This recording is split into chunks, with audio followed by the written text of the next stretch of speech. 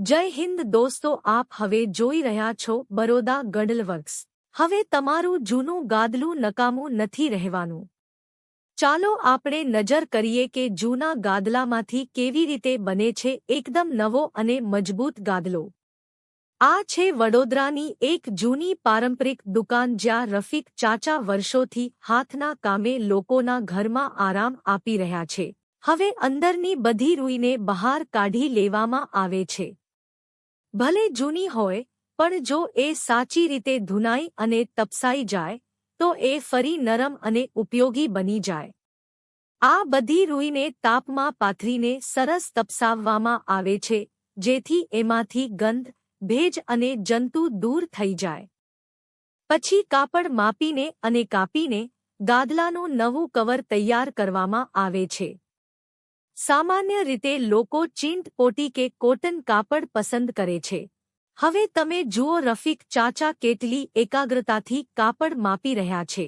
આજનો ગાદલો છે સાદો, બોર્ડરવાળો। એનો માપ છે 3.5 ફૂટ બાય 7 ફૂટનો। અહીં કાપડનું માપ બહુ જ ચોક્કસ લેવું પડે છે તો ચાચા એનું કાટજોડ લઈને લાઇનમાંથી નક્કી માપ કાઢી રહ્યા છે। 1 ઇંચ પણ ઘટબઘટ ન થાય એ માટે ચાચાની કસરત ચાલે છે। હવે કાપેલા કાપડની થાય છે સિલાઈ। સીવવાનું કામ પણ કડા છે। બોર્ડરવાળો ગાદલો હોય એટલે એના ચારે બાજુ મજબૂત સિલાઈ જરૂરી હોય।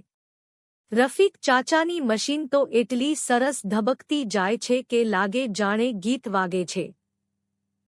અને હા, વચ્ચે ચાંચીઓ લુકટાઈ ન જાય એ માટે પણ ખાસ ધ્યાન રાખવામાં આવે છે। હવે હમારું કવર તો સિવાઈને એકદમ રેડી થઈ ગયું છે। રફીક ચાચા એની ચારે બાજુ બોર્ડર લાઇન બરાબર ચકાસી લીધી છે। ક્યાંય ઢીલો ટાંકો ના રહી જાય એનો ખાસ ધ્યાન રાખે છે। ચાલો હવે આગળ વધીએ। હવે વારો આયો છે રૂઈ પીસવાની। આ રહી અમારી ખાસ મશીન। આ મશીનમાં મેં પહેલાથી જ સેટિંગ્સ કરી દીધા છે। પેલાના જમાનામાં હાથથી ધૂનકીની મદદથી પીંજતા હતા। આ મશીનમાં રૂઈ થાય વધુ પોચી, મુલાયમ અને એકદમ ફલફી।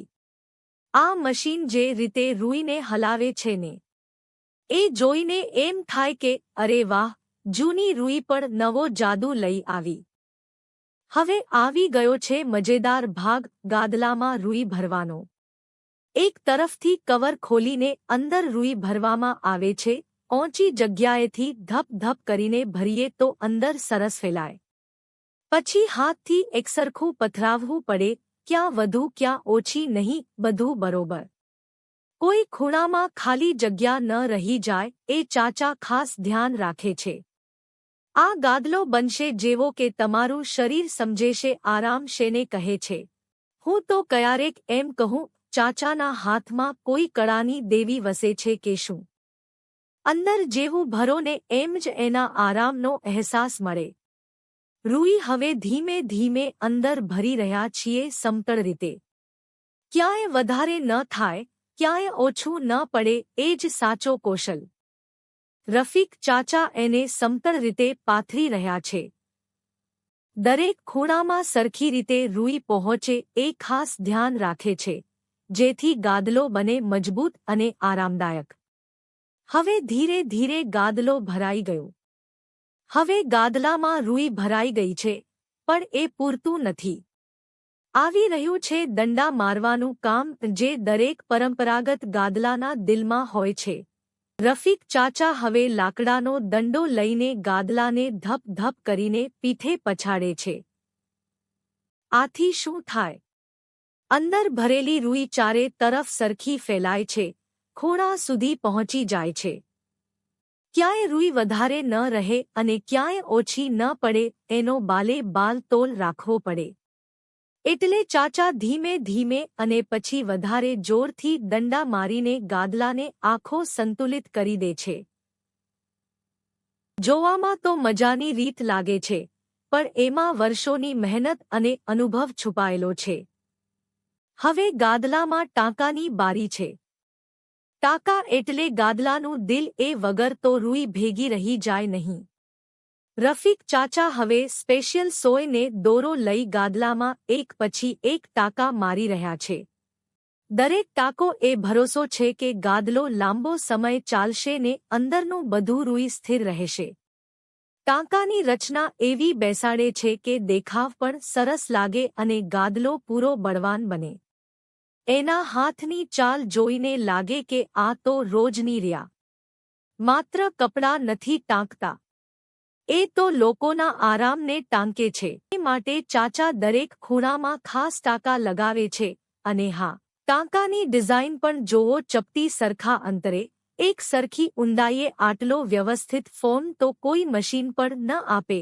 હવે ગાદલો રૂપરેખાથી પસાર થઈને અસલ સ્વરૂપમાં આવી રહ્યો છે, આરામદાયક, મજબૂત અને સુંદર. લો સાહેબ, જૂનો ગાદલો હવે બની ગયો એકદમ નવો. જૂની રૂઈ, નવું કાપડ અને દિલથી કરેલું કામ, જે વર્ષો સુધી ચાલે એવો ગાદલો તૈયાર છે. આ છે અમારા રફીક ચાચાનું હથેળી ઉપર ઘડાયેલું ઓજાર, જે માત્ર ગાદલો નથી બનાવતા, એ તો માણસોના આરામ માટે પ્રેમથી કાર્ય કરે છે. જો તમારું પણ કોઈ જૂનું ગાદલું છે જે રખાતા ધૂળ ખાતું થયું હોય તો એ લાવી દેજો. બરોડા ગડલ વર્ક્સ, અહીં નવા જેવી તાજગી ભેટશે. વિડિયો પસંદ આવ્યો હોય તો લાઇક કરજો, તમારા મિત્રોને પણ મોકલજો, શેર કરજો. અને આમ જ દેશી કળાની સફર માટે અમારું ચેનલ બરોડા ગડલ વર્ક્સને સબસ્ક્રાઇબ કરવાનું ભૂલતા નહીં. ફરી મળીએ એક નવી વાત સાથે. અજાણી કળા પણ આપણી જ લાગણી.